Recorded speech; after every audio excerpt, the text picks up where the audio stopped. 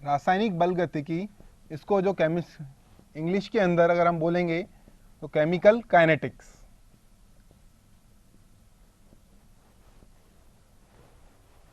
रासायनिक बल गतिकी से क्या तात्पर्य है, जिसको केमिकल काइनेटिक्स कहते हैं। हम हमारी डे टू डे लाइफ के अंदर, दैनिक जीवन के अंदर बहुत सारी रासायनिक अभिक्रियाओं को देखते हैं।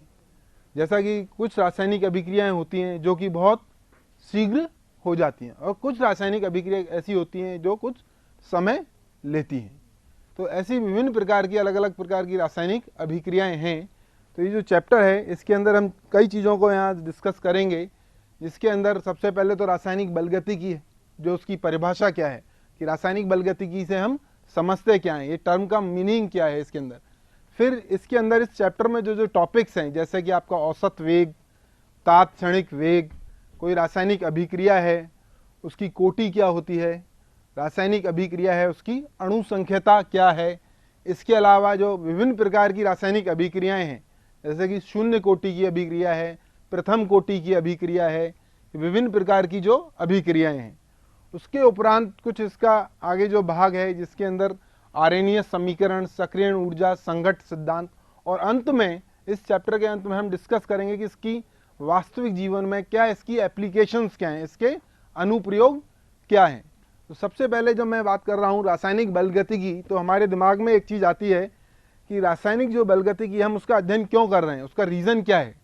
तो रासायनिक केमिस्ट्री के अंदर आपके जो कोई भी रिएक्शन है, तो उसको हम तीन अलग अलग पॉइंट ऑफ व्यू से, तीन अलग अलग दृष्टिकोण से उस पर विचार करते हैं। तो सबसे पहला, जब हम किसी रासायनिक अभिक्रिया को देखते हैं तो हमारे मन में एक विचार आता है कि क्या यह अभिक्रिया संभव है या नहीं है। पहला पॉइंट है कि कोई भी रासायनिक अभिक्रिया संभव है या नहीं है।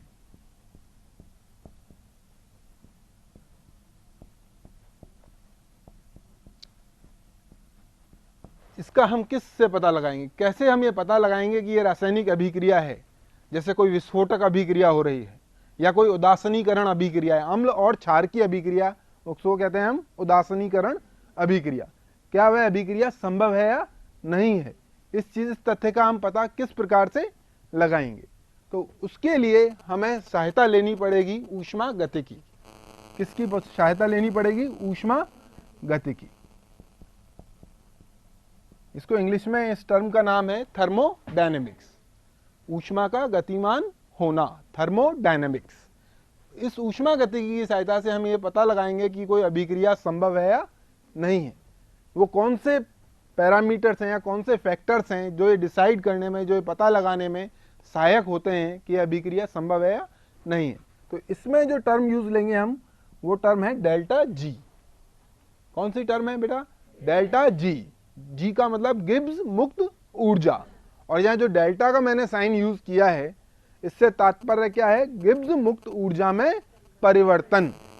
तो डेल्टा जी की सहायता से हम यहाँ यह पता लगाएंगे कि यह अभिक्रिया संभव है या नहीं है। आप 11वीं में भी आपने इसके बारे में आपको जानकारी होगी कि कोई अभिक्रिया संभव है या नहीं है। तो डेल्टा जी का वैल्यू कैसा होना चाहिए कोई अभिक्रिया संभव है? तो आप बताएंगे डेल्टा जी का मान क्या होना चाहिए? धनात्मक होना चाहिए, ऋणात्मक होना चाहिए, या शून्य होना चाहिए?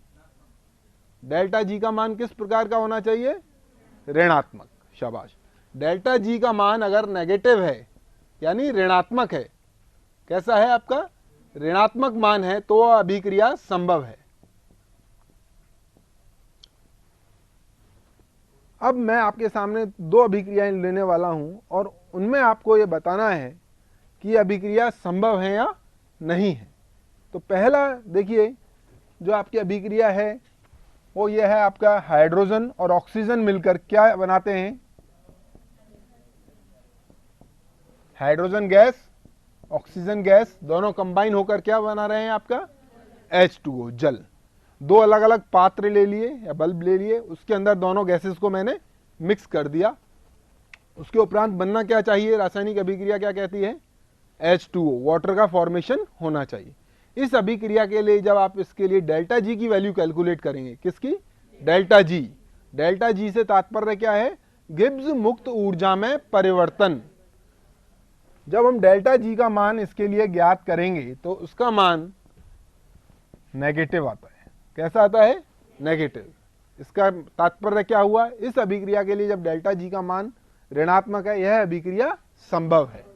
और डेल्टा जी का मान ना केवल ऋणात्मक है बल्कि काफी अधिक है, इसका मान बहुत अधिक प्राप्त होता है। यानी यह अभिक्रिया, अगर इसको बोलेंगे इंग्लिश के अंदर, थर्मोडायनेमिकली फीजिबल है, यानी ऊष्मागतिक रूप से, व्यवहारिक रूप से संपन्न हो सकती है अभिक्रिया। लेकिन क्या ये सिर्फ आपने जो मिक्सचर, जो कंपाउंड लिया H2 गैस का और ऑक्सीजन गैस का, और उनको एक कंटेनर में या एक पात्र के अंदर मिला दिया, दोनों को मिलाने से क्या अभिक्रिया संपन्न हो जाएगी, या कुछ और हमको इसके अंदर करना पड़ेगा? सिर्फ H2 गैस मिला दिया, ऑक्सीजन गैस मिला दिया, क्या वो स्वतः आपस में क्रिया करके H2O में परिवर्तित हो जाएगी? ये संभव नहीं है। वो कई दिनों तक, घंटों तक, वर्षों तक वो मिक्सचर ऐसे ही पड़ा रहेगा, आपका गैसियस मिक्सचर, गैसीय जो H2 और ऑक्सीजन का। लेकिन यह अभिक्रिया संभव नहीं होगी, भले ही इसके लिए डेल्टा जी का मान ऋणात्मक है। इसके लिए क्या करना पड़ेगा? आपको कोई उत्प्रेरक यूज करना पड़ेगा, एज ए कैटलिस्ट इसके अंदर कोई उत्प्रेरक का यूज करना पड़ेगा, या कोई स्पार्क का यूज करना पड़ेगा। यानी एक नियत ताप या दाब और उसके अतिरिक्त कोई उत्प्रेरक का प्रयोग आप जब तक नहीं करेंगे तब तक यह अभिक्रिया संभव नहीं है। एक दूसरा उदाहरण और हम लेते हैं, कार्बन। कार्बन के अलग अलग अपर रूप हैं। हीरा क्या है? कार्बन का अपर रूप है आपका, ये एक रिएक्शन में है, लिख रहा हूं कार्बन। इस अभिक्रिया पर आप विचार करिए, आपका हीरा किसमें चेंज हो रहा है? ग्रेफाइट के अंदर। इस अभिक्रिया के लिए भी डेल्टा जी का जो मान है, डेल्टा जी जो मैं बार बार यहां उच्चारण कर रहा हूं, डेल्टा जी से तात्पर्य क्या है? गिब्स मुक्त ऊर्जा में परिवर्तन। तो गिब्स मुक्त ऊर्जा में जो परिवर्तन है, यहां भी डेल्टा जी की वैल्यू क्या है? नेगेटिव है। डेल्टा जी का क्या मान है? यहां पर ऋणात्मक है। अब डेल्टा जी का जो मान ऋणात्मक है, यद्यपि हम ऊपर वाली जो अभिक्रिया है जिसके अंदर वाटर का फॉर्मेशन हो रहा है, जल का निर्माण हो रहा है, उसकी तुलना में डेल्टा जी का मान यहां पर इसकी तुलना में कम है, लेकिन नेगेटिव है। इसका मतलब अभिक्रिया तो संभव है, अभिक्रिया होगी।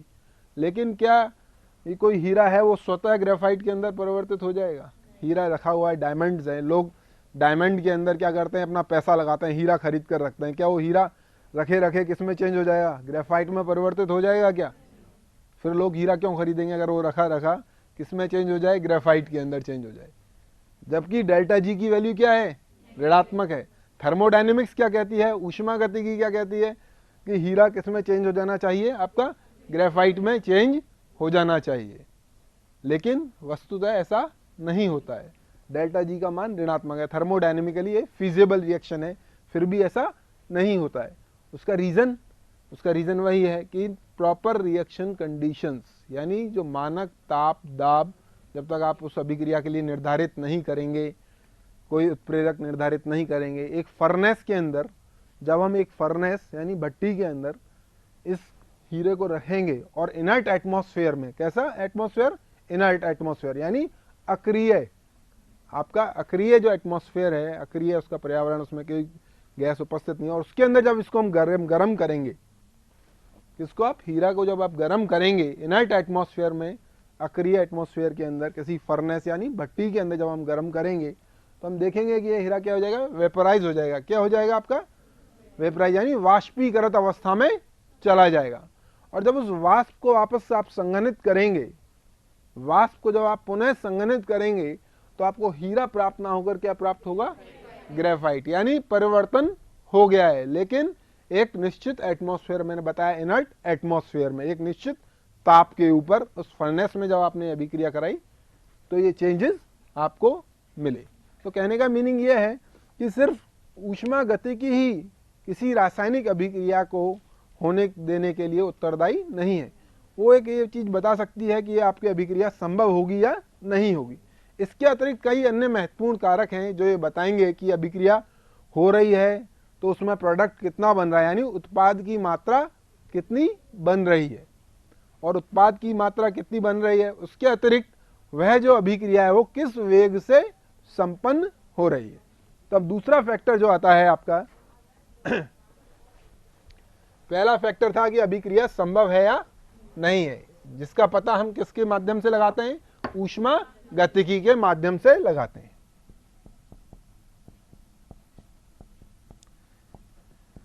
दूसरा पॉइंट, यदि अभिक्रिया है जो आपकी हो रही है उसके अंदर उत्पाद किस सीमा तक बनेंगे, यानी उत्पाद की प्राप्ति किस सीमा तक होगी। उत्पाद की प्राप्ति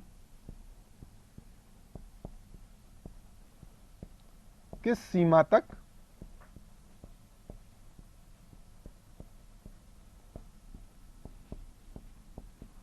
उत्पाद की प्राप्ति किस सीमा तक होगी।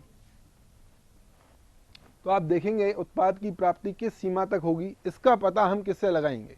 इसके लिए केमिस्ट्री में कौन सा नियम है, कोई भी रासायनिक अभिक्रिया हो रही है तब उसमें एक वर्ड आता है केमिकल इक्विलिब्रियम, यानी आपको हम बोलेंगे केमिकल इक्विलिब्रियम का मतलब आपका क्या हो जाएगा, इक्विलिब्रियम कांस्टेंट जिसके लिए हम निकालते हैं। उदाहरण के लिए मान लीजिए कोई रिएक्शन हो रही है ए प्लस बी, आपके ये क्या है, अभिकारक है, ए अभिकारक बी अभिकारक से अभिक्रिया कर रहा है और प्राप्ति किसकी हो रही है, आपकी सी प्लस डी की।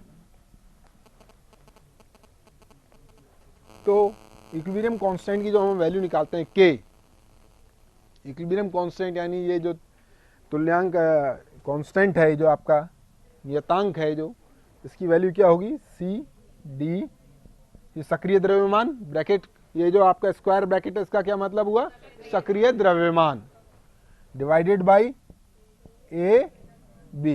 वेरी गुड, शाबाश।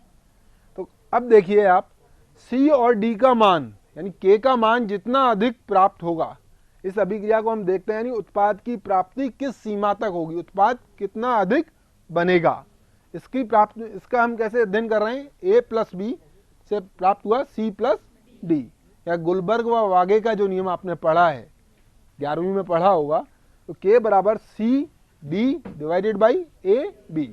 तो यानी के का मान जितना अधिक होगा, उससे मतलब क्या निकला आपका, के का मान जितना अधिक है तो सी और डी का मान भी उतना ही अधिक होगा।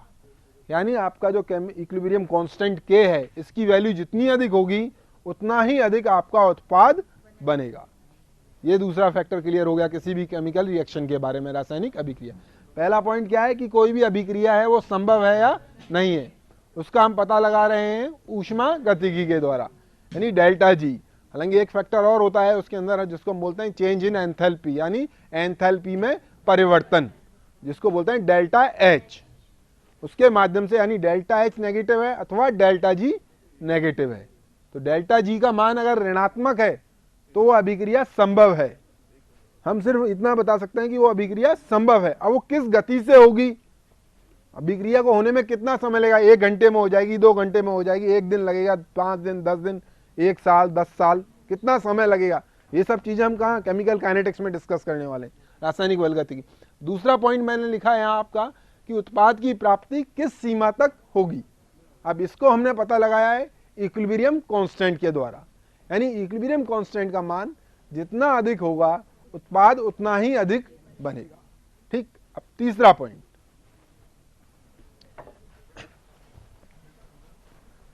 तीसरा जो बिंदु इसमें महत्वपूर्ण बिंदु है और जो हमारे इस चैप्टर से, जो केमिकल काइनेटिक्स रासायनिक बल गतिकी है उससे संबंधित है, वह बिंदु है आपका कि जो उत्पाद की जो प्राप्ति हो रही है, यानी अभिक्रिया जो है आपकी है, वो कितने वेग से संपन्न होगी, अभिक्रिया का वेग।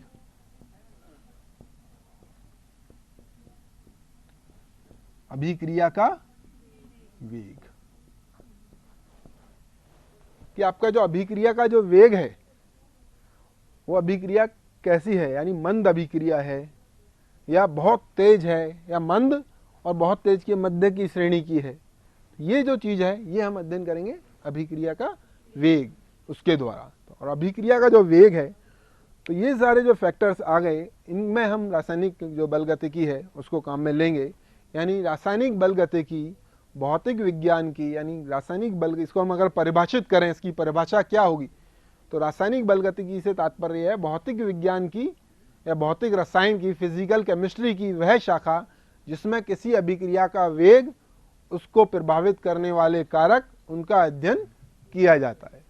भौतिक रसायन की वह शाखा जिसके अंदर कोई भी रासायनिक अभिक्रिया है, उसका वेग और उस वेग को प्रभावित करने वाले कारक, उनका अध्ययन किया जाए, वो सब किसके अंदर, तो वह शाखा क्या कहलाती है आपकी, या वह विषय क्या कहलाएगा आपका, रासायनिक बल गतिकी कहलाएगा।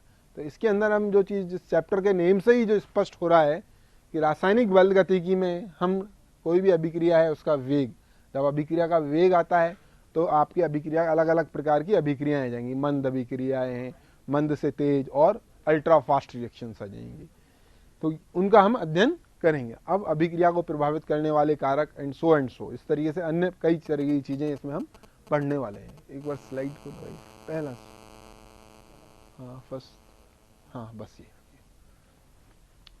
तो सबसे पहले मैंने आपको इसकी जो परिभाषा है रासायनिक बल गतिकी, उससे आपको अवगत करा दिया है और आपके समझ में आ गया होगा कि रासायनिक बल गतिकी जो ये चैप्टर है उसमें हम क्या पढ़ने वाले हैं। रासायनिक बल गतिकी के अंदर किसी भी अभिक्रिया का वेग, उसको प्रभावित करने वाले कारक, विभिन्न प्रकार की जो अभिक्रियाएं हैं जो आपके सिलेबस में शून्य कोटि, जीरो ऑर्डर, फर्स्ट ऑर्डर और सेकंड ऑर्डर, यहाँ तक आपके सिलेबस में है, इनका हम अध्ययन करेंगे। तो अब हम आते हैं अभिक्रियाओं के ऊपर बात करेंगे।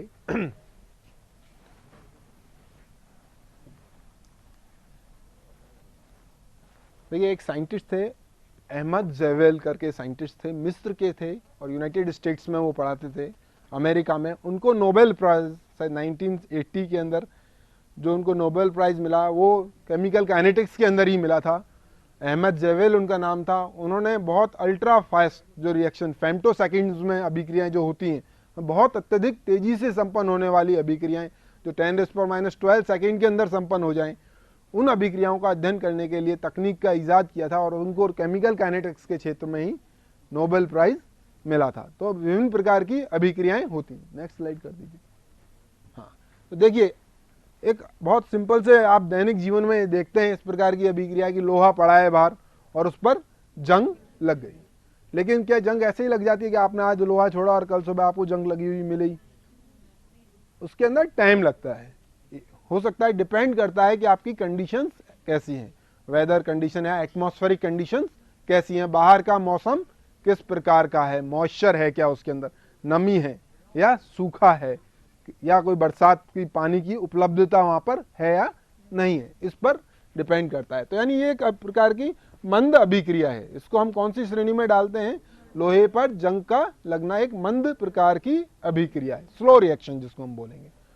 इसी प्रकार से लकड़ी का जलना, यानी एक प्रकार से विस्फोटक अभिक्रिया। कैसी अभिक्रिया आपकी? विस्फोटक, एक्सप्लोसिव नेचर की रिएक्शन हो रही है। ये क्या हो गई? आपकी फास्ट रिएक्शंस की कैटेगरी में आ गई।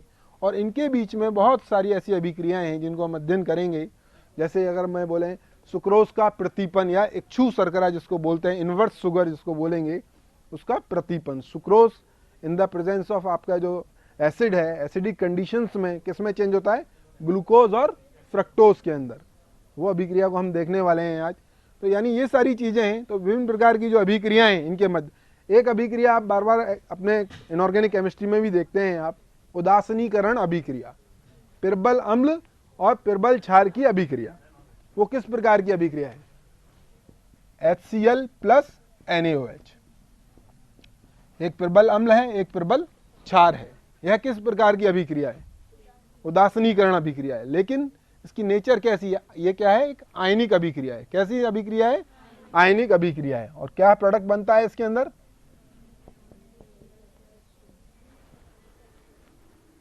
अगर इसको हम इफेक्टिवली देखें तो बेसिकली ये क्या है? H+ आयंस और OH आयंस कंबाइन होते हैं इस अभिक्रिया में और क्या बनता है?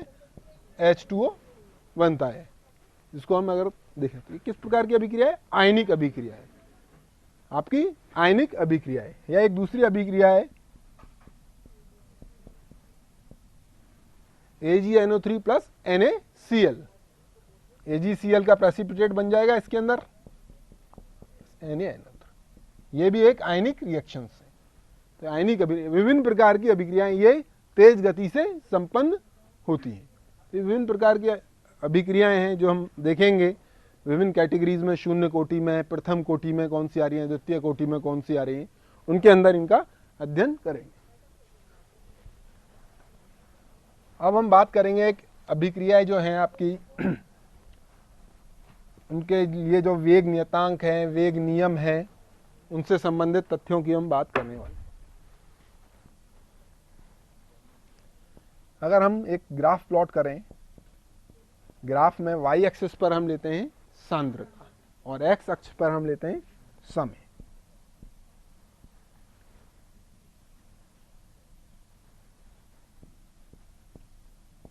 तो हम देखते हैं कि जो अभिकारक की जो सांद्रता है, जैसे अभिक्रिया प्रारंभ हुई, अभिक्रिया आपकी प्रारंभ हुई, तो अभिक्रिया की जब आपकी प्रारंभ होगी तो क्या होंगे आपके अभिकारक जो हैं, अभिक्रिया जब प्रारंभ होगी तो आपके जो अभिकारक हैं वो क्या करेंगे, आपस में क्रिया करेंगे और क्रिया करके क्या बनाएंगे, उत्पाद बनाएंगे। तो जैसे जैसे टी, मान लीजिए टाइम t इज टू 0 पर आपकी अभिक्रिया शुरू हो रही है और कुछ समय पश्चात, 1 सेकंड पश्चात, 2 सेकंड, 1 मिनट पश्चात, 2 मिनट पश्चात, वो क्या होगा, उस अभिक्रिया में अभिकारक जो हैं उनकी सांद्रता कम होती जाएगी। यानी समय के सापेक्ष जब हम अभिकारक की जो सांद्रता है उसको देखते हैं, समय के सापेक्ष अभिकारक की जब हम सांद्रता देखते हैं तो उसका मान क्या है, लगातार कम होता जाता है। यानी अभिकारकों की सांद्रता तो क्या होती जाती है, कम होती जाती है। हो क्या रहा है आपकी, जैसे जैसे रिएक्शन बढ़ रही है प्रोडक्ट का फॉर्मेशन हो रहा है, यानी आपका जो रिएक्टेंट है, अभिकारक है, उसकी सांद्रता तो क्या हो रही है, कम हो रही है और प्रोडक्ट की कंसंट्रेशन क्या हो रही है, बढ़ रही है। तो जैसे जैसे अभिक्रिया का समय निकला जा रहा है, 1 मिनट 2 मिनट या जो भी जिस प्रकार की अभिक्रिया है उसके अनुसार कंसंट्रेशन ऑफ जो आपका प्रोडक्ट है वो क्या हो रहा है, आपका इंक्रीज हो रहा है। ठीक, ये चीज आपकी समझ में आ रही है।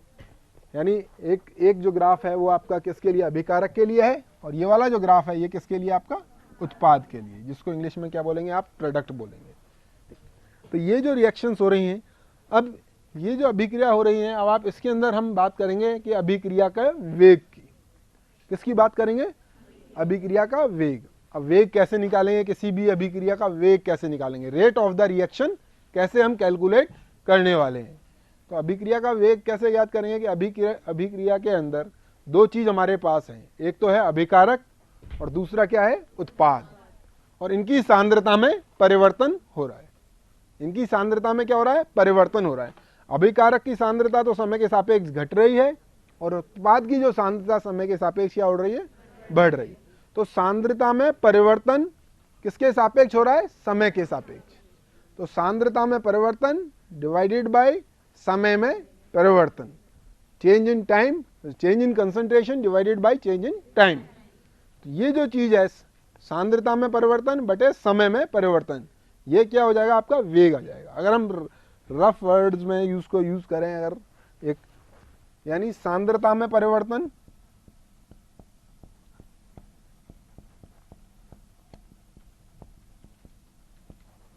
Divided by change in time, यानी समय में, सांद्रता परिवर्तन में लगा समय,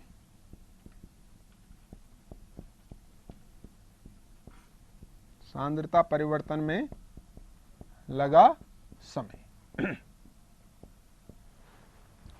यह है आपका अभिक्रिया का वेग। लेकिन अब हम एक चीज देखें कि यहां पर जब अभिक्रिया प्रारंभ हुई तो यहां पर सांद्रता कुछ अलग थी, फिर इस बिंदु पर सांद्रता अलग है, इस बिंदु पर सांद्रता अलग है, इस बिंदु पर सांद्रता अलग है। तो यानी प्रत्येक बिंदु पर सांद्रता का मान परिवर्तित होता जा रहा है। तो क्या पूरी अभिक्रिया के लिए एक ही वेग हो सकता है? क्या संपूर्ण जो रासायनिक अभिक्रिया है, क्या इसके लिए एक ही वेग संभव है?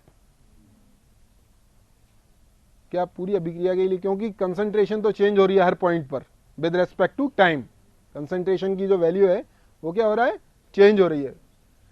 अब आपकी जो कंसंट्रेशन की जो वैल्यू चेंज हो रही है वो भले ही आपके अभिकारक है या उत्पाद, दोनों के लिए चेंज हो रही है वो वैल्यू।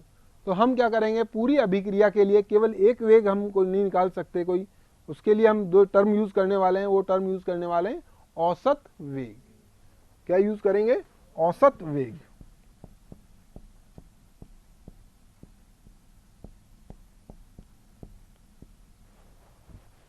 यानी आपके इकाई समय में सांद्रता में हुआ जो परिवर्तन है उसको हम क्या बोलेंगे, औसत वेग। इकाई समय में सांद्रता में हुआ परिवर्तन।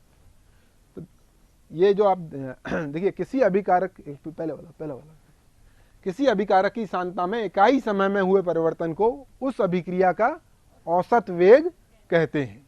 ठीक है, अब इससे रिलेटेड जो कर्व है उसके माध्यम से अभी मैं प्लॉट करूंगा एक कर्व, और उसके माध्यम से आपको स्पष्ट हो जाएगा कि आप अभिकारक के लिए या उत्पाद के लिए औसत वेग का मान कैसे निकाल सकते हैं। और जब हम औसत वेग निकाल लेंगे तो फिर उससे जो नेक्स्ट जो टर्म है इंस्टेंटेनियस वेलोसिटी या तात्क्षणिक वेग, उसका मान किस प्रकार से ज्ञात करेंगे, या दोनों के अंदर एवरेज वेलोसिटी और इंस्टेंटेनियस वेलोसिटी यानी औसत वेग और तात्क्षणिक वेग में क्या अंतर है, ये चीज हम देखेंगे। ग्राफ हमारा यही रहेगा जो हमने प्लॉट किया है।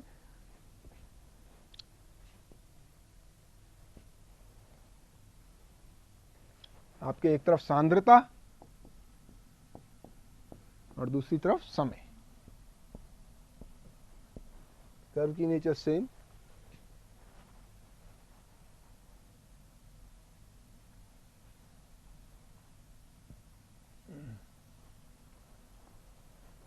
देखिए,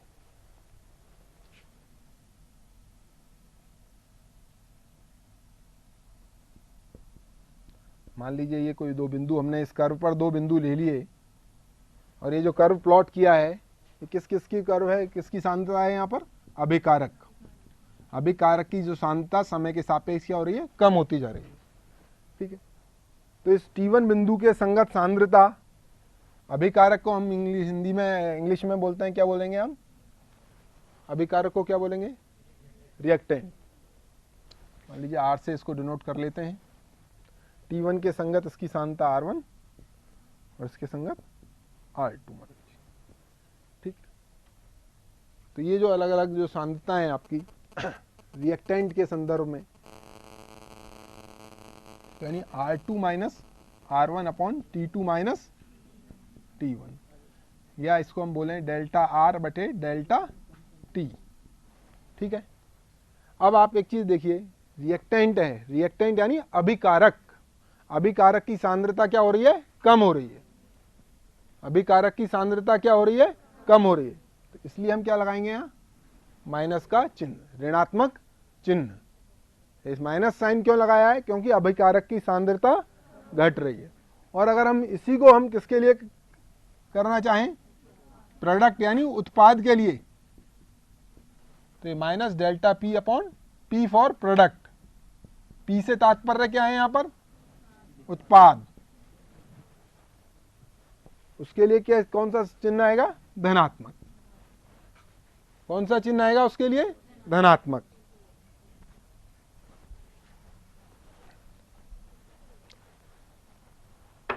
तो हम लिख सकते हैं औसत वेग, किसी भी अभिक्रिया का जो औसत वेग है, प्लस माइनस दोनों चिन्ह का यूज कर रहे हैं हम, भले आप अभिकारक के बात करें या उत्पाद की बात करें, plus minus delta C by delta T। C से तात्पर्य क्या है यहां पर, ये C का मतलब क्या है, C का मतलब सांद्रता, कंसंट्रेशन। C से क्या तात्पर्य है, कंसंट्रेशन। अब सांद्रता भले ही वो अभिकारक की है या उत्पाद की है, उसके अनुसार ही हम इस चिन्ह का चुनाव करेंगे।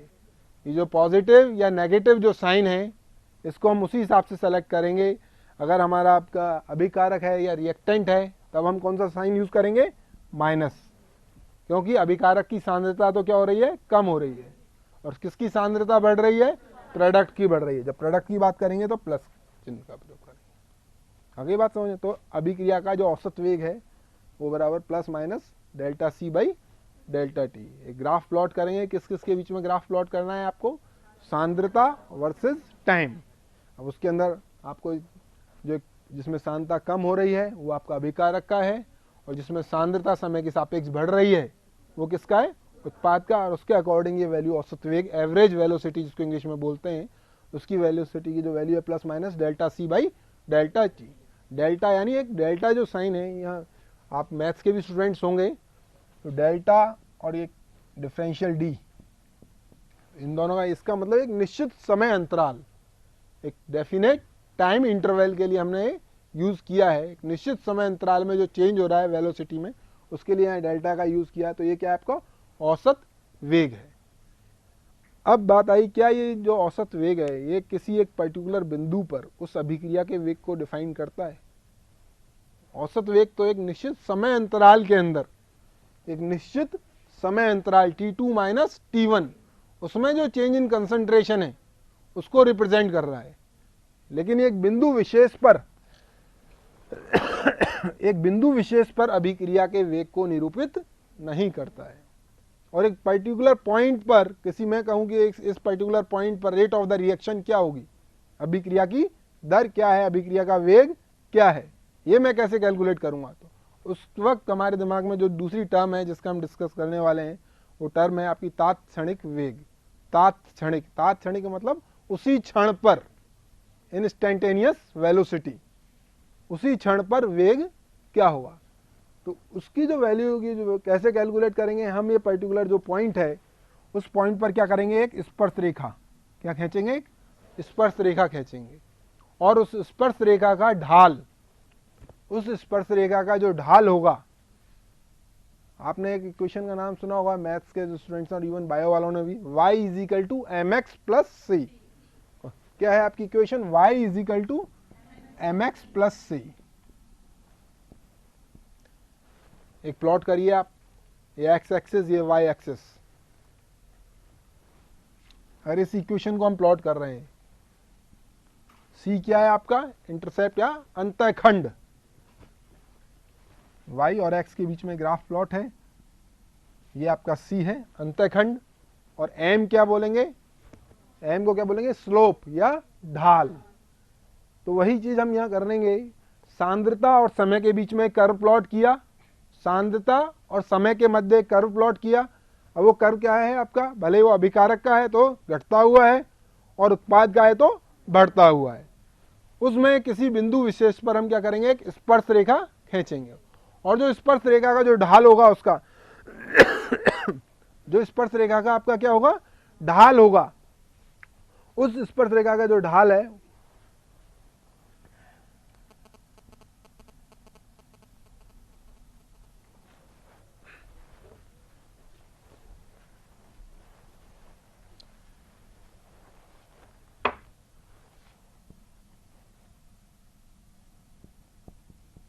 स्पर्श रेखा का जो ढाल है वो उसको बोलेंगे तात्क्षणिक वेग।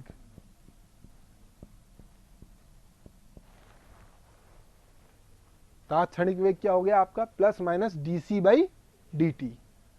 यानी कहने का मीनिंग, इसको आप समझेंगे, जब हमने डेल्टा टी, डेल्टा की क्या है आपका समय अंतराल, जब ये डेल्टा टी समय अंतराल इट टेंड्स टू जीरो, यानी जब ये शून्य की तरफ अग्रसर होता है, यानी ये अंतराल क्या हो जाता है, एक हो जाता है बिल्कुल। T2 माइनस T1 एक बिंदु पर आकर, ये जैसे T2 माइनस T1 है, ये तो ये क्या है, एक बिंदु पर आके जब T2 minus T1 tense to zero, यानी इसका चरम मान, इसकी एक्सट्रीम वैल्यू, एक पर्टिकुलर पॉइंट पर जब हम आ जाते हैं, उस बिंदु के संगत जो वेग होगा वो क्या है आपका, dc अपॉन dt। और इसको क्या बोलेंगे, तात्क्षणिक वेग। यानी आपका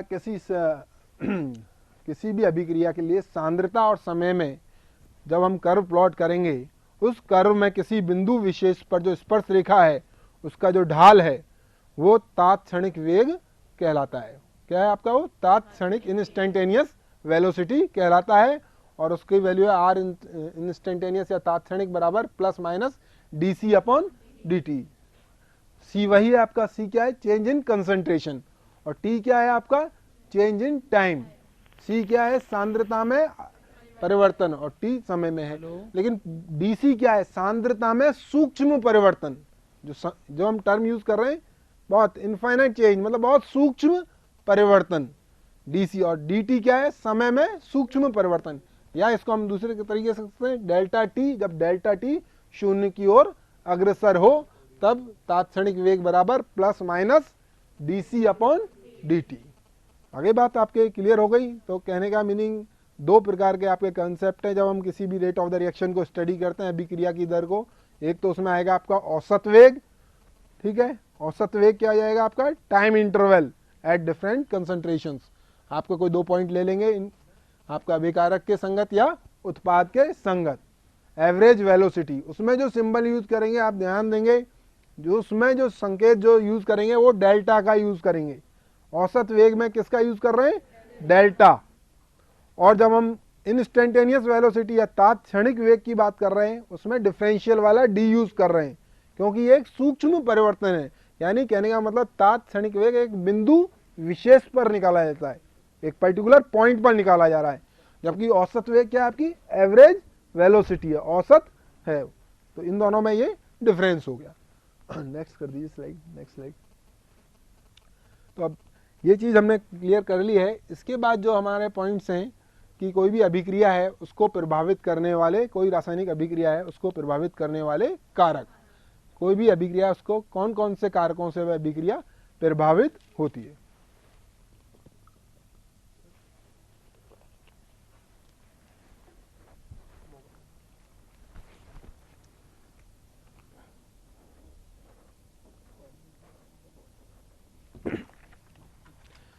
तो देखिए बहुत सारे कारक होते हैं, कोई भी अभिक्रिया उस पर डिपेंड करता है किस तरीके की वह अभिक्रिया है, लेकिन कुछ मुख्य जो पॉइंट हैं जो किसी सामान्यतः सभी अभिक्रियाओं को प्रभावित करते हैं उनको हम आज डिस्कस करेंगे।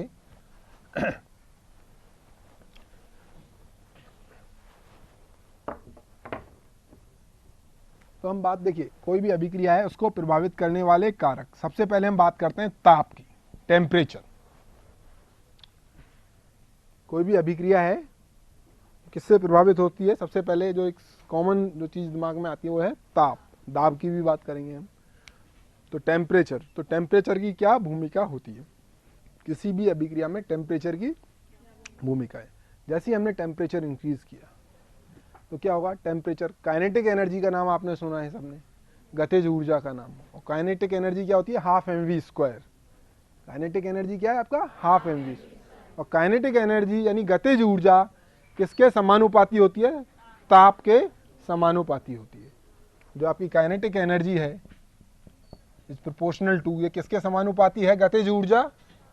हम सभी लोग जानते हैं कि गतिज ऊर्जा ताप के समानुपाती होती है। जैसे ही हमने अभिक्रिया का ताप बढ़ाया तो अभिक्रिया के ताप बढ़ने से क्या होगा, अभिक्रिया के जो अभिकारक हैं जो आपस में रिएक्शन कर रहे हैं उन अभिकारकों की क्या हो जाएगी, काइनेटिक एनर्जी बढ़ जाएगी, उनकी क्या गतिज ऊर्जा बढ़। और गतिज ऊर्जा बढ़ने से उनमें जो टक्करों की जो संख्या है, या अपन दूसरा जो टर्म यूज करेंगे संघट्ट, कॉलिजन इंग्लिश में बोलेंगे, कॉलिजन या संघट्ट या टक्करों की संख्या बढ़ जाएगी। और टक्करों की संख्या बढ़ने से ये सामान्यतः माना जाता है कि उत्पाद की जो मात्रा है उसमें वृद्धि होगी, यानी अभिक्रिया की दर बढ़ जाएगी।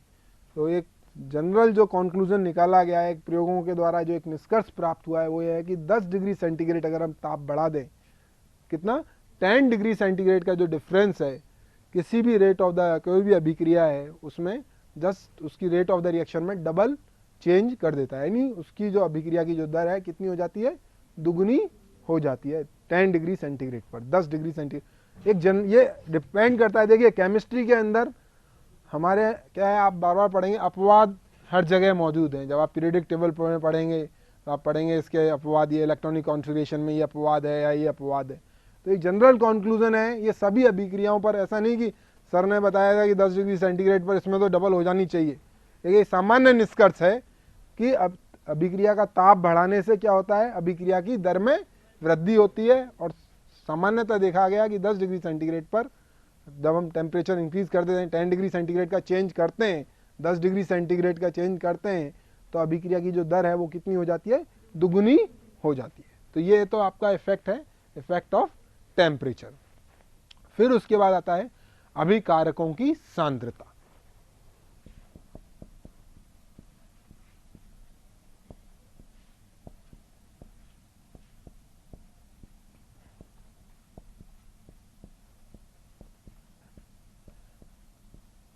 Concentration of the reactants.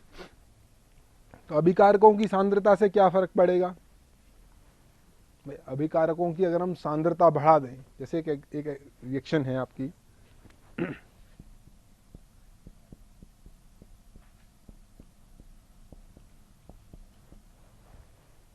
H2 + I2 formation of hydrogen iodide. ठीक है, हाइड्रोजन आयोडाइड का फॉर्मेशन हो रहा है, निर्माण हो रहा है, अभिकारक है आपके हाइड्रोजन गैस और आयोडीन। ठीक है, अब जो अभिकारक की जो सांद्रता है, इनकेस मान लीजिए मैं हाइड्रोजन की कंसंट्रेशन डबल कर देता हूं या आयोडीन की कंसंट्रेशन डबल कर देता हूं, तो क्या होगा, जो आपके उत्पाद की मात्रा भी उसी रेशियो में, उसी अनुपात में बढ़ जाएगी। कारण वो सेम वही कारण है, जब आप अभिकारक की सांद्रता बढ़ाएंगे तो जो अभिकारक हैं वो आपस में क्या करेंगे, कॉलिजन करेंगे, संघट करेंगे, उनमें टक्करों की संख्या में वृद्धि हो जाएगी। ठीक है, तो आपका उत्पाद की मात्रा भी बढ़ जाएगी। इसी के साथ दूसरा जो टर्म है जुड़ी हुई, कंसंट्रेशन, जैसे गैसियस आपकी मोड में अभिक्रिया है, तो यानी दाब का प्रभाव, किसका प्रभाव, दाब का प्रभाव। एक अभिक्रिया है N2 + 3H2 अमोनिया फॉर्मेशन। कौन सी अभिक्रिया है, अमोनिया का निर्माण। नाइट्रोजन और हाइड्रोजन मिलकर क्या बना रहे हैं, आपके अमोनिया बना रहे हैं। अब ये अभिक्रिया है, इसमें दाब का क्या प्रभाव होगा, तो क्या दाब बढ़ाने से अभिक्रिया बढ़ जाएगी, रेट ऑफ द रिएक्शन बढ़ जाएगी क्या। आप खुद देखिए सभी लोग, नाइट्रोजन का 1 मोल हाइड्रोजन के 3 मोल के साथ अभिक्रिया करता है और बन रहे हैं 2 मोल। तो अगर हम प्रेशर बढ़ा रहे हैं, दाब बढ़ा रहे हैं, तो अभिक्रिया किस तरफ जाएगी, अग्र दिशा में या पश्चिम दिशा में। पश्चिम दिशा में तो प्रेशर पहले ही ऑलरेडी ज्यादा है, पश्चिम दिशा में तो ऑलरेडी प्रेशर ज्यादा है, तो किधर जाएगी, फॉरवर्ड डायरेक्शन में या अग्र दिशा के अंदर। अभिक्रिया किस दिशा में जाएगी, आपकी अग्र दिशा के अंदर जाएगी। यानी दाब बढ़ाने का क्या हुआ, पॉजिटिव इफेक्ट हुआ, सकारात्मक प्रभाव हुआ। एक पर्टिकुलर रिएक्शन है जिसमें आपके लेफ्ट हैंड साइड पर अभिकारक है और राइट हैंड साइड पर आपका क्या है, प्रोडक्ट यानी उत्पाद है। तो N2 + 3H2 क्या फॉर्मेशन हो रहा है, 2NH3। तो 1 मोल अमोनिया का 3 मोल हाइड्रोजन के साथ अभिक्रिया कर रहा है आपका, और 2 मोल किसके प्राप्त हो रहे हैं, आपको NH3 के प्राप्त हो रहे हैं। ठीक है,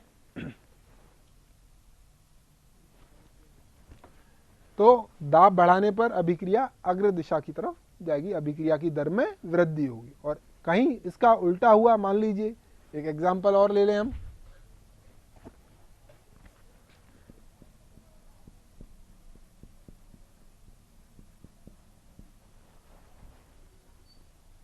फास्फोरस पेंटाक्लोराइड है, ये डिसोसिएट हो रहा है आपका PCl3 + Cl2।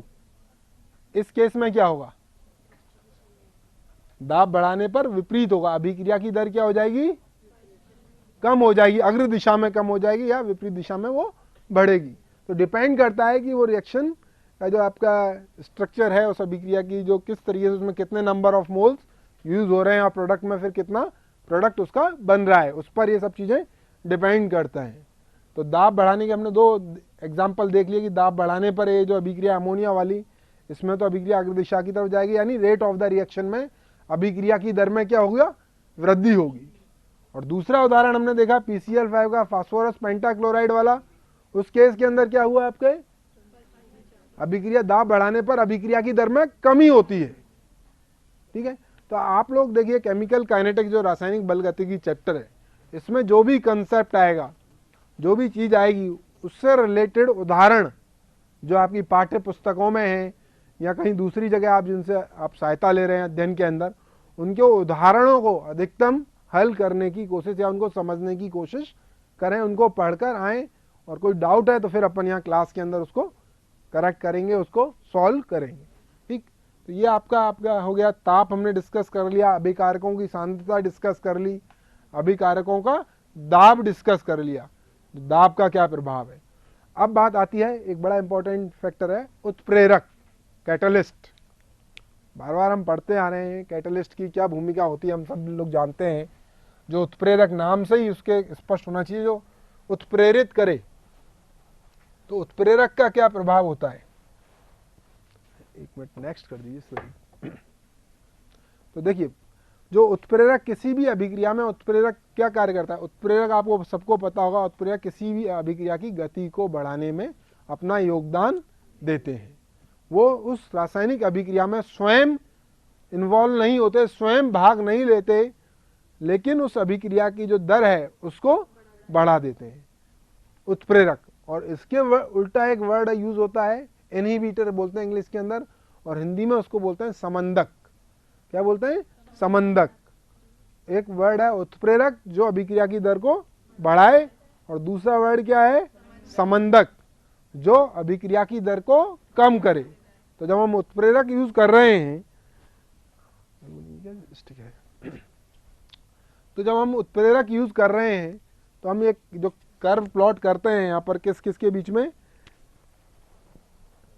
पोटेंशियल एनर्जी, स्थितिज ऊर्जा, और आपके रिएक्शन कोऑर्डिनेट्स या रिएक्शन पाथ जिसको बोलते हैं, अभिक्रिया के निर्देशांक।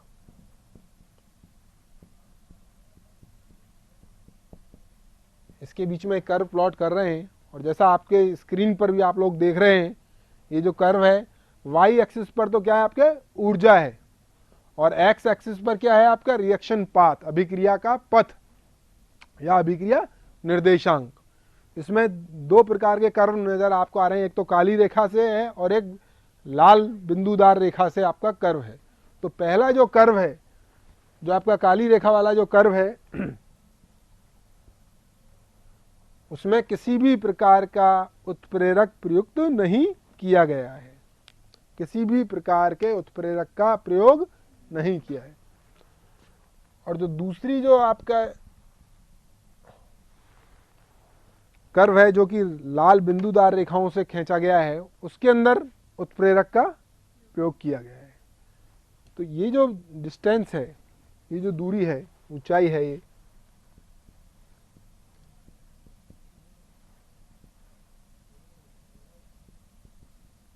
इसको रिप्रेजेंट करते हैं, इसको किससे प्रदर्शित करते हैं? ई ए से। इसको बोलते हैं सक्रियण ऊर्जा। क्या बोलेंगे? इसी चैप्टर में हम पढ़ेंगे, सक्रियण ऊर्जा को डिटेल से पढ़ेंगे, विस्तार में इसका पढ़ेंगे। अभी सिर्फ यहाँ समझ लेते हैं कि उत्प्रेरक की किसी भी अभिक्रिया में क्या भूमिका होती है। तो यहाँ हम देख रहे हैं कि ये जो अभिक्रिया है, जब हमने अभिक्रिया के अंदर किसी भी प्रकार का उत्प्रेरक यूज नहीं किया, तब उसकी जो सक्रियण ऊर्जा है वो है ई ए। और जब हमने उत्प्रेरक यूज किया, जब हमने क्या यूज किया है? उत्प्रेरक, तो उत्प्रेरक क्या करता है? उसकी सक्रियण ऊर्जा को कम कर देता है। सक्रियण ऊर्जा क्या हो गई? कम हो गई। और अभिक्रिया के लिए जब सक्रियण ऊर्जा कम हो गई तो जल्दी से वह अभिक्रिया संपन्न हो जाएगी। ये ऐसे ही है जैसे कोई पहाड़ की चोटी है, एक ऊंची पहाड़ की चोटी और एक कम है पहाड़ की चोटी, और दोनों से जब उतरकर हम जहाँ जाएंगे वो जगह समान है, यानी आपकी जो मंजिल है, जो उत्पाद है, वो सेम आपको मिलने वाला है। तो कहाँ ऊर्जा कम लगेगी? आपकी जो पहाड़ की चोटी नीचे है, उससे तुरंत जल्दी से आप अपनी मंजिल पर यानी उत्पाद पर पहुंच जाएंगे। जबकि जो आपका हाइट जिसके अंदर ज़्यादा है, जिसके अंदर एक्टिवेशन एनर्जी ज़्यादा चाहिए, सक्रियण ऊर्जा में जिसमें हमको ज़्यादा चाहिए, उसमें अधिक समय लगेगा। तो इसके अंदर समय अधिक लग रहा है, ऊर्जा अधिक चाहिए आपको, तो उत्प्रेरक क्या करता है? एक ऐसा पाथ, एक ऐसा रास्ता प्रोवाइड करता है जिससे जो आपकी एक्टिवेशन एनर्जी वो क्या हो जाती है? कम हो जाती है, और कम होते ही आप अभिक्रिया शीघ्र संपन्न हो जाती है। आगे बात समझे आपके? नेक्स्ट करें। इससे पहले वाला प्रीवियस वन और पहले वाला, बस, हाँ बस। तो ये था उत्प्रेरक का प्रभाव। अब हम बात करते हैं, एक बड़ा ऐसा है जो आपने ये एक रिएक्शन आएगी जो आप बार बार पढ़ते हैं, हम ले रहे हैं विकिरण का प्रभाव। विकिरण का प्रभाव, इफेक्ट ऑफ रेडिएशन।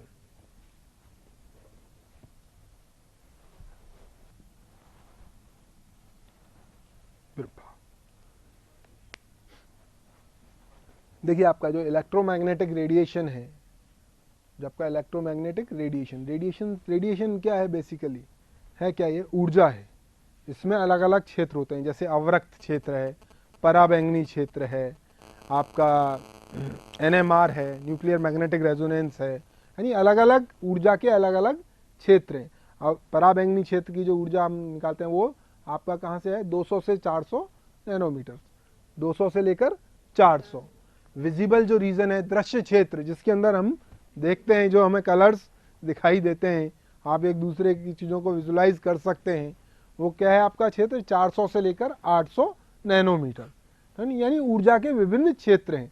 तो हमारी इक्वेशन क्या है, E is equal to H nu, क्या है एनर्जी की जो हमारी जो प्लांक जो समीकरण, E इज इक्वल टू क्या है, एच न्यू। एनर्जी किससे संबंधित है, फ्रीक्वेंसी यानी आवृत्ति के, और एच क्या है, प्लांक स्थिरांक, आप सभी को पता होगा। या इसको हम दूसरी तरीके से लिख सकते हैं, E is equal to H C upon lambda, E is equal to H C upon lambda. यानी आप भले ही फ्रीक्वेंसी की बात कर लीजिए या वेवलेंथ, वेवलेंथ को क्या बोलेंगे, तरंग दैर्घ्य, इसकी बात कर लीजिए, किससे संबंधित होते हैं, ऊर्जा से, एनर्जी से। तो हम बात कर रहे हैं विकिरण का किसी भी रासायनिक अभिक्रिया पर क्या प्रभाव होता है, वो किस तरीके से उसको प्रभावित करती है। तो एक बहुत कॉमन एग्जाम्पल जो आप पढ़ते आए 10th में 9th में भी पढ़ा होगा, फोटोसिंथेसिस। कौन सी अभिक्रिया है, फोटोसिंथेसिस अभिक्रिया। बायो के स्टूडेंट्स बैठे हैं, बायो के स्टूडेंट्स को अच्छे से पता होगा, मैथ्स वाले भी जानते होंगे, क्योंकि 9वीं 10वीं में एक बड़ी कॉमन चीज़ है फोटोसिंथेसिस। से जो प्लांट्स में जो फोटोसिंथेसिस की अभिक्रिया होती है, उसमें क्या होता है, सूर्य विकिरण, जो सूर्य से जो प्राप्त जो विकिरण है उनका प्रयोग होता है। क्या होती है फोटोसिंथेसिस की अभिक्रिया, आप खुद बताइए एक बार। वो तो ठीक है, रासायनिक रूप से आप उस तरीके से बताइए, अगर हम उसको एक भाषा में उसको बताना चाहें, केमिस्ट्री में आप बता रहे हो CO2 plus H2 plus H new carbohydrates formation हो रहा है, वो सब ठीक है। फोटोसिंथेसिस की अभिक्रिया में होता क्या है, प्लांट्स क्या करते हैं, पौधों की क्या भूमिका होती है, क्लोरोफिल की क्या भूमिका होती है,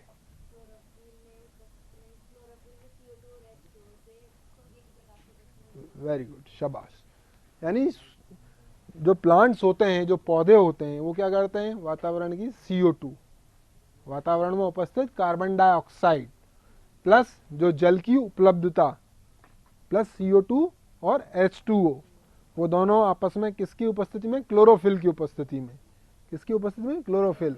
और लेकिन उसमें जो सबसे महत्वपूर्ण तथ्य है क्या है, सौर विकिरण, सौर विकिरण, यानी CO2 प्लस H2O, क्लोरोफिल, सौर विकिरण, और क्या प्राप्त होता है, कार्बोहाइड्रेट्स। क्या प्राप्त होंगे आपके,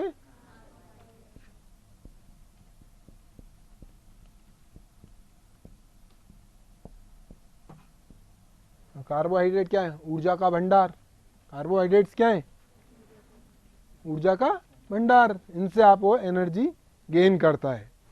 तो ये कौन सी अभिक्रिया है आपकी, विकिरण का प्रभाव। यानी रसायन शास्त्र में कुछ अभिक्रियाएं ऐसी होती हैं जो कि विकिरण के द्वारा संचालित होती हैं, प्रभावित होती हैं। देखिए अभिक्रिया दो प्रकार से आप संपन्न कर सकते हैं।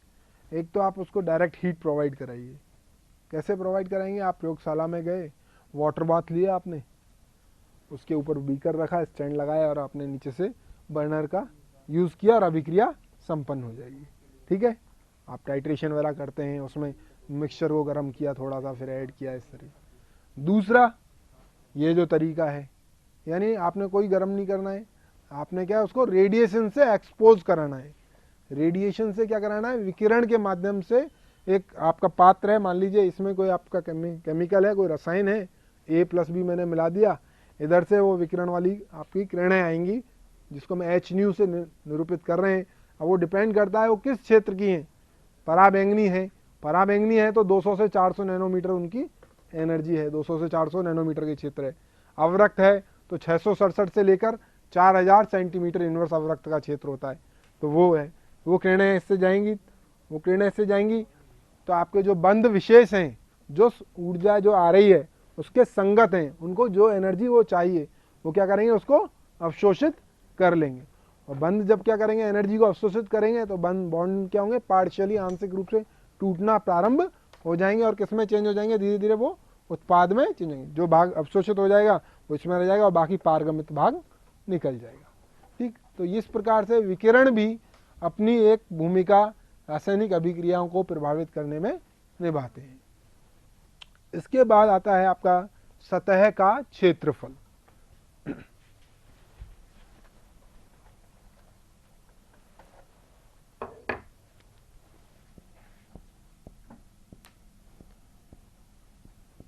सतह का क्षेत्रफल,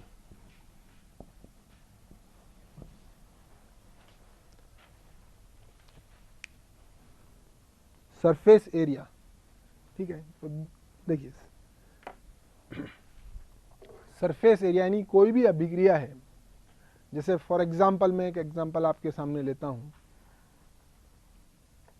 अमोनिया का विघटन at the surface of gold, यानी गोल्ड की सतह पर, स्वर्ण की सतह पर अमोनिया का विघटन। अमोनिया किस में विघटित होगी? N2+H2। ठीक, तो यानी जो सतह है, जो आपकी सरफेस है, वो सरफेस एरिया जितना अधिक होगा, जितना अधिक होगा वो सरफेस एरिया, उतना ही आपको अभिक्रिया करने के लिए एक स्थान मिलेगा। मॉलिक्यूल्स को अभिक्रिया करने के लिए उतना ही अधिक स्थान मिलेगा, और सतह क्षेत्रफल जितना कम होगा उतना ही कम स्थान अभिकारकों को उपलब्ध होगा। तो कहने का मतलब जितनी बारीक सरफेस होगी, जितनी आपकी सरफेस बारीक होगी, यानी पार्टिकल्स हैं, मान लीजिए आपके जो सरफेस के जो कण हैं वो जितने बारीक होंगे तो उनका सरफेस एरिया क्या होगा? बढ़ जाएगा। यानी कहने का मान लीजिए जैसे यही है, मान लीजिए कैप है इस पेन का, अभी तो इसका साइज ऐसे, अब मान लीजिए कोई सॉलिड है, ये बेसिकली एक सॉलिड, अब मैं इसको क्रश कर देता हूँ, क्या कर देता हूँ? क्रश कर देता हूँ, और चूर्ण के रूप में, ये भी तो सॉलिड है तो इतना सही रहा, लेकिन जैसे इसको मैं चूर्ण के रूप में करूँगा तो ये पूरे इस तरीके से फैल जाएगा। तो यानी आपका सरफेस एरिया क्या हुआ? बढ़ गया, और सरफेस एरिया बढ़ने की वजह से क्या हुआ? आपको अभिक्रिया करने के लिए अधिक स्थान उपलब्ध हो गया, और जब अधिक स्थान उपलब्ध हो गया तो निश्चित रूप से आपकी जो अभिक्रिया की जो दर है वो बढ़ जाएगी।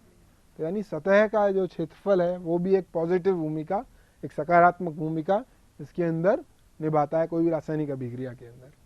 हम विकिरण देखिए, अब हमने जो चीज़ें देख ली हैं, अभिकारक की सांद्रता देख ली है, टेम्परेचर देख लिया, उत्प्रेरक देख लिया है, अभिकारक की प्रकृति अभी हम डिस्कस करेंगे, माध्यम की प्रकृति हम डिस्कस करेंगे, विकिरण प्रभाव देख लिया है, सतह का क्षेत्रफल।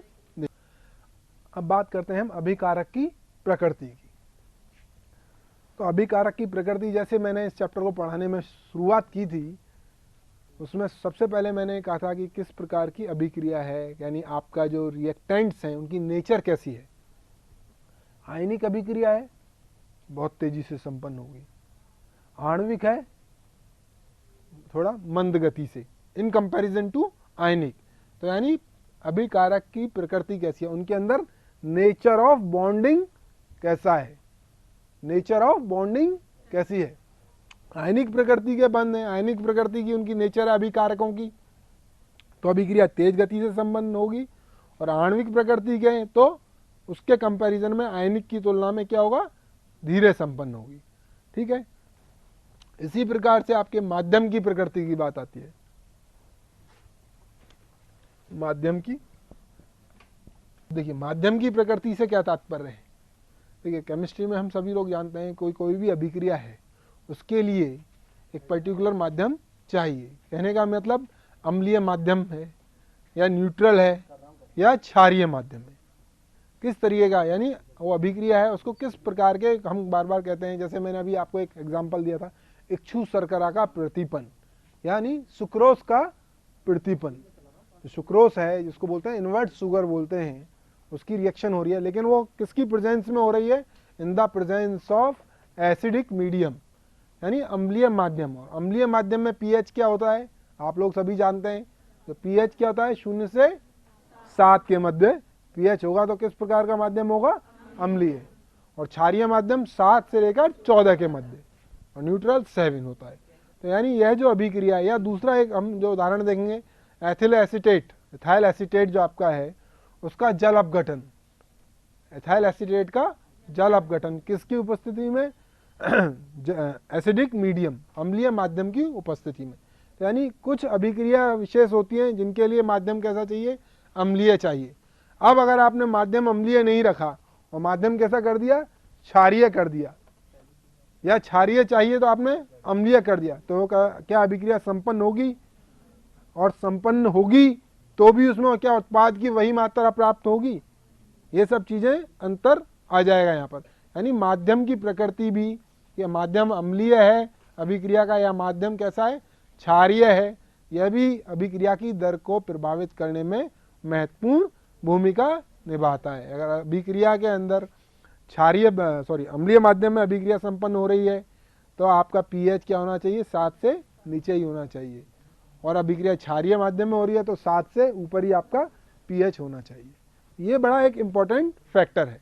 मतलब इसके अतिरिक्त जो हम देखते हैं कि आपके सॉल्वेंट्स, सॉल्वेंट का अर्थ यानी विलायक, विलायक की किस प्रकार की नेचर है, यानी ध्रुवीय विलायक है आपका या अध्रुवीय विलायक है?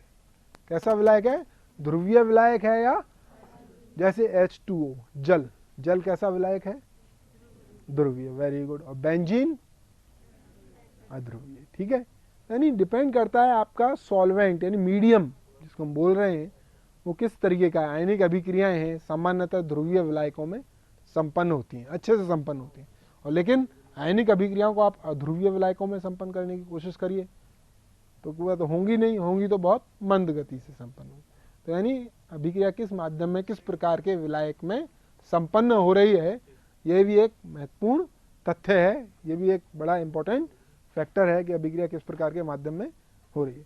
तो कहने का मतलब किसी भी अभिक्रिया की दर को प्रभावित करने में बहुत सारे कारक होते हैं, जिसके अंदर ताप है, दाब है, अभिकारक की प्रकृति है, उनकी सांद्रता है, माध्यम है, विकिरण है, यानी अनेकानेक कारण हैं।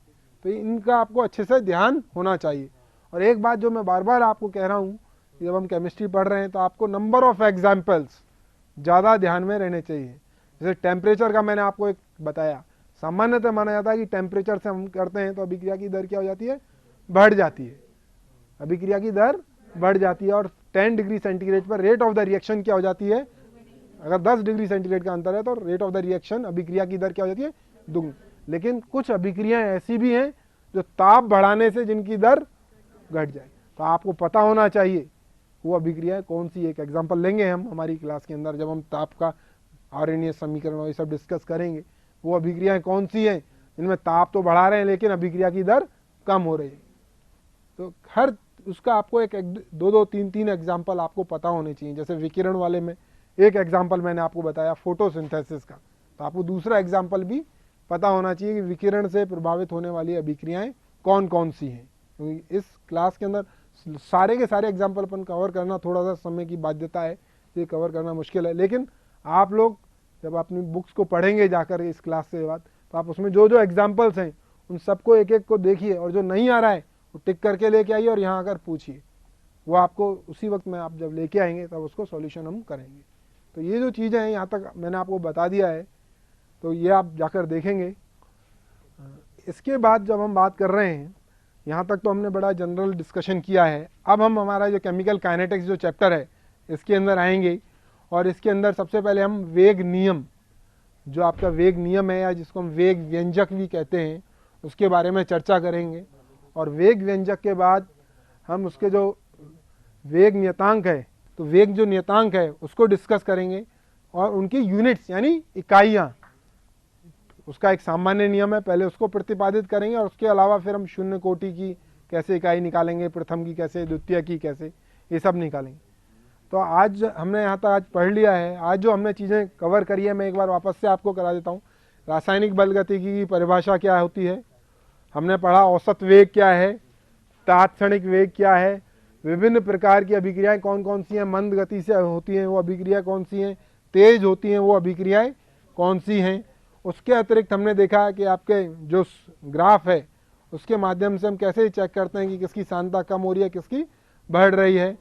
फिर आपके हमने देखा कि विभिन्न प्रकार के जो कारक हैं, फैक्टर्स हैं, जो किसी अभिक्रिया को प्रभावित करते हैं, उनकी क्या भूमिका होती है। तो आप जाएंगे इन सबके एग्जाम्पल्स एक बार वापस से पढ़ेंगे और जो इसका आगे वाला जो भाग जो मैंने बता दिया था, जो टॉपिक्स हम कवर करेंगे इस चैप्टर के अंदर, भले ही वो आर्हेनियस समीकरण है, संघट्ट सिद्धांत है, ताप का प्रभाव है, शून्य कोटि प्रथम कोटि की अभिक्रियाएं, द्वितीय कोटि की अभिक्रियाएं, इन सब चीज़ों को, इनके डेरिवेशन, व्युत्पन्न जो भी आपके सिलेबस में है, उनको आप पढ़कर आएंगे, जिससे हम जो नेक्स्ट लेक्चर है हमारा उसके अंदर आप उसको और अच्छे भली प्रकार से समझ सकें, और आपकी जो भी समस्याएं उनको आप लिख कर लेके आएँ और उनको हम कल डिस्कस करें। Thank you.